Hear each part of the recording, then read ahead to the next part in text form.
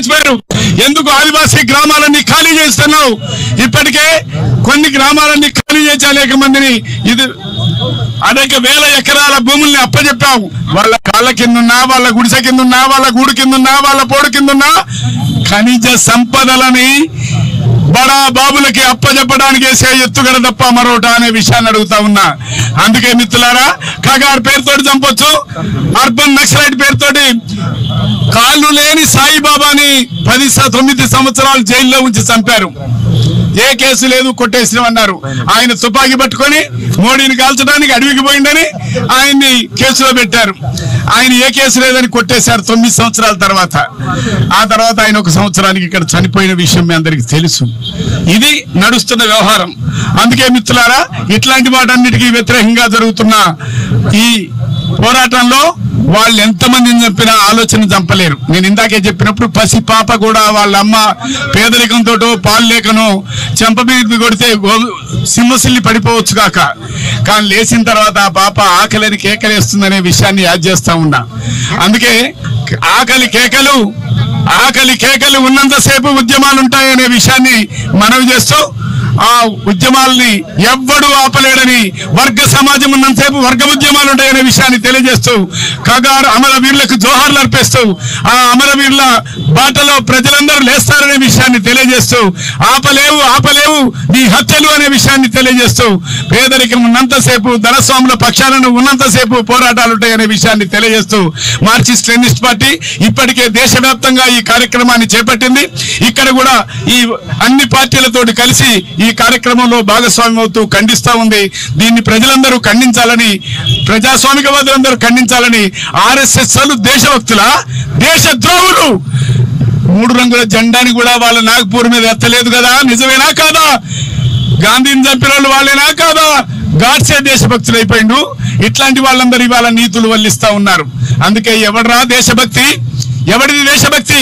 ప్రాణాలని పణంగా పెట్టి ఆదివాసుల రక్షణ కోసం పోయిన వాళ్ళు దేశభక్తులా? నువ్వా దేశభక్తివి?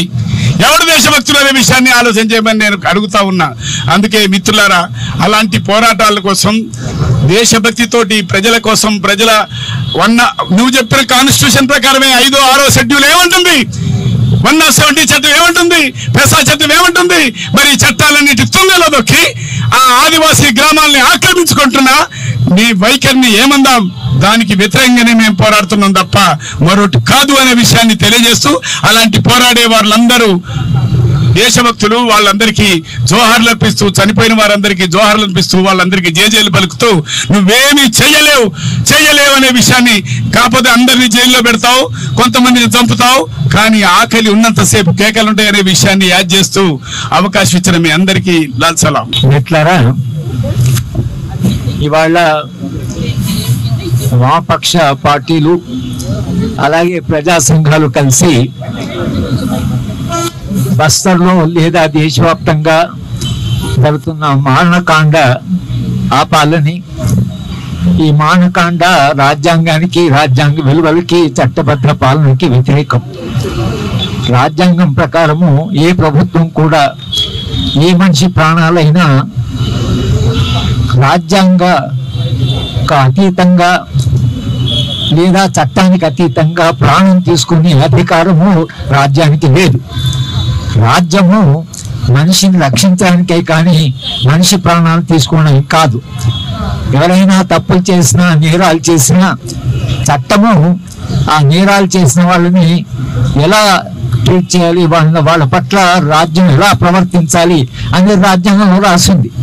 రాజ్యాంగం మీద ప్రమాణం చేసి ఇవాళ మీరు అధికారంలోకి వచ్చిన తర్వాత ఆ రాజ్యాంగం ఏమైంది? ఆ రాజ్యాంగ ప్రమాణాలు మీద చట్టబద్ధ పాలన ఏమైంది?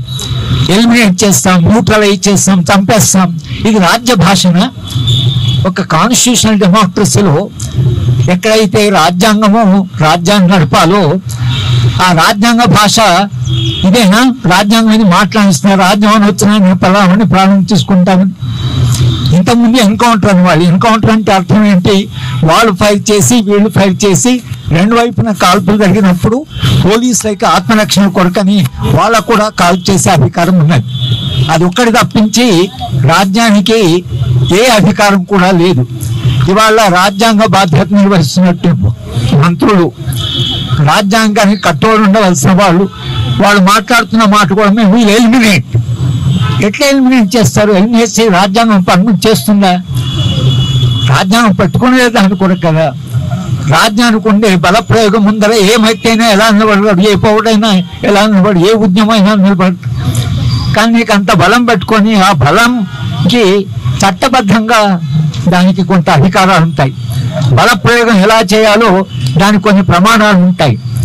ఇంత లక్షలాది మంది బల ప్రయోగం కలిగిన రాజ్యము ఎలా ప్రవర్తించాలనికే పౌరులు, రాజ్యాంగము, నాగరికత పరిణామ క్రమంలో రాజ్యం ఎలా ప్రవర్తించాలి, రాజ్యాంగ ప్రమాణం, ఇవన్నీ రావడానికి కొన్ని త్యాగాలు జరిగి, కొన్ని పోరాటాలు జరిగి రాజ్యాంగం వచ్చింది.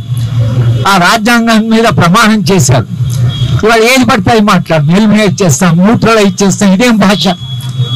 ఆ చంపే అధికారం రాజ్యానికి లేదు. రెండవది, ఇవాళ ఈ రాజ్యాంగం పక్కకు పెట్టి మీరెందుకు ఈ ఎన్కౌంటర్ పాల్పడుతున్నట్లు? ఇవాళ బస్తల్లో ఫలానా ముహూర్తం వరకు మొత్తంగా మేము ఎలిమినేట్ చేస్తామంటున్నారు. ఎందుకు? ఏం జరిగిందని? బస్తల్లో మీకేమిటి అంత శ్రద్ధ? దానికి ఛత్తీస్గఢ్ ముఖ్యమంత్రి గారు ఒక ఇంటర్వ్యూస్ స్పష్టంగా చెప్పింది, అక్కడ ఉండే ఖనిజ వనరులని మేము కార్పొరేట్లకు అప్పచెప్పాలి. ఇది ఆయన అన్న మాటలు చెప్తున్నాను. మేము కార్పొరేట్లకు అప్పచెప్పాలి, కార్పొరేట్లకు తొందరగా అప్పచెప్పాలి, అందుకనే మేము వీళ్ళని ఎలిమినేట్ చేస్తాం. ఆ ఖనిజాలు ఎవరివి? లక్షలాది వేల సంవత్సరాలుగా అక్కడ నివసిస్తున్న ఆదివాసీల కాళ్ళ కింద ఉన్న సంపద ఎవరు కాపాడారు? అడవి ఎవరిది అనే ప్రశ్నలు వస్తాయి. రాజ్యాంగంలో షెడ్యూల్ 5లో మనం ఏం ఒప్పుకున్నాం, షెడ్యూల్ 6లో మనం ఏం ఒప్పుకున్నాం, వీసా ప్రకారం ఏం చేయాలి? అక్కడ ఆదివాసుల అనుమతి లేకుండా మీరు ఖనిజాలు తవ్వుకోవడానికి వీలు లేదు. ఇవాళ చట్టాల ప్రకారము ఆదివాసుల అనుమతి కావాలి. కానీ మేము కార్పొరేట్లకు అప్పచెప్తామంటే ఆదివాసుల అనుమతి ఉందా? ఆదివాసులు కదా అక్కడ ఉన్నటువంటి ఖనిజాలు. మీరు ఖనిజాలని ఎవరు కొనగలుగుతున్నారు? ఆ ఖనిజాలను తవ్వడంలో ఆదివాసుల ప్రయోజనం ఏముంది? ఆదివాసీ జీవితాలు మెరుగుపడతాయా అనేటువంటి ప్రశ్నలు ఏవైతున్నాయో ఇవాళ పౌర సమాజం అడుగుతున్నది. ఇవాళ పరిస్థితి ఎక్కడి దాకా వచ్చిందంటే, ఎవరు ప్రభుత్వానికి కాస్త విమర్శించిన వాళ్ళ అర్బన్ నక్సల్స్. అంటే ఏమో అర్బన్ నక్సల్స్ అంటే ఎవరు? మీ నిర్వచనం ఏమిటి? రాహుల్ గాంధీ కూడా అర్బన్ మావోయిస్ట్ అంటారు. రాహుల్ గాంధీ అర్బన్ మావోయిస్టా? ఇక్కడున్న పత్రికా విలేకరులు, ఇక్కడున్న మిత్రులందరూ రాహుల్ గాంధీ ఆయన నక్సలైటా? అంటే మీకు వ్యతిరేకం చేస్తుంది కాబట్టి ఆయన నక్సలైట్ అయిపోతాడా? అండ్ ఎవరంటే వాళ్ళు మీ నక్సలైట్ ముద్ర వేసి ఏదైనా చేయొచ్చునా అనేటువంటి ప్రశ్నలు ఏవైతుందో ఇవాళ పౌర సమాజం అడగాలి.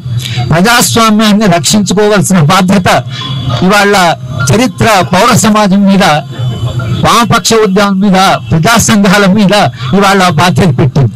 కనుక వాళ్ళ ప్రజా సంఘాలైనా ఏ పార్టీలు అయితే ఒక మంచి సమాజం కావాలి, మానవీయ సమాజం కావాలి, ఈ సమాజం మారాలి, ఈ సమాజం అస్తవ్యస్తమైన సమాజం, అసమాన సమాజం, ఈ మొత్తం అభివృద్ధి నమూనా ఏదైతే గత 20 ఏళ్ళుగా మన దేశంలో అమలు పరిచారో అభివృద్ధి నమూనాలో మానసి సమస్యలకు పరిష్కారమే లేదు. పేదరికానికి, నిరుద్యోగానికి, అసమానతలకి, నిర్బంధానికి ఇది మొత్తంగా వ్యతిరేకం. నోబెల్ లారెట్ ఆయన ఈ అభివృద్ధి నమూనాను చెప్తూ ఇది నిర్దాక్షిణ్యమైన అమానవీయమైన అభివృద్ధి నమూనాను రాశాడు, నోబెల్ ప్రైజ్ విన్నారు. ఈ అభివృద్ధి నమూనా అమానవీయమని రాసిన తర్వాత మీరు అమానవీయంగానే ఉన్నారు కదా, అభివృద్ధి నమూనాను పునరాలోచించండి.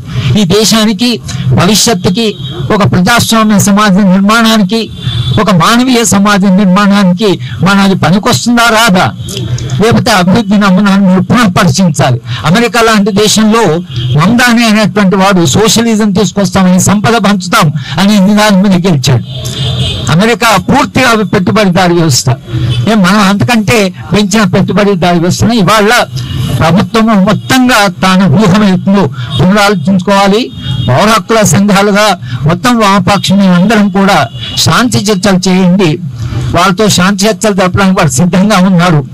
శాంతి చర్చలు జరపండి కేవలం మావోయిస్ట్ పార్టీతో కాదు, శాంతి చర్చలు మొత్తం సమాజంలో జరగాలి. మౌలికమైన ప్రశ్నలు బయటికి రావాలి. అన్ని సమస్యలు ఏవైతున్నాయో అవి ఇవాళ సమాజం చర్చించాలి. పౌర సమాజం అంత చైతన్యవంతంగా ప్రజాస్వామ్యాన్ని కాపాడుకోవాలి. ఇవాళ ప్రజాస్వామ్యము ఒక సంక్షోభం ఉంది, ప్రజాస్వామ్య భవిష్యత్తే ఆందోళనకరంగా ఉన్న ఈ సందర్భంలో ఈ ధర్నా ద్వారా సమాజానికి మేము అందరం చెప్తున్నాం ఏంటంటే, మీరందరూ పట్టించుకోండి, ఇది మన పంచన కాదు, మన సమస్య కాదంటే అక్కడ జరుగుతున్న నిర్బంధమే మీ ఇంటి దాకా వస్తుంది. చరిత్ర మీ ఇంటి దాకా వస్తుంది.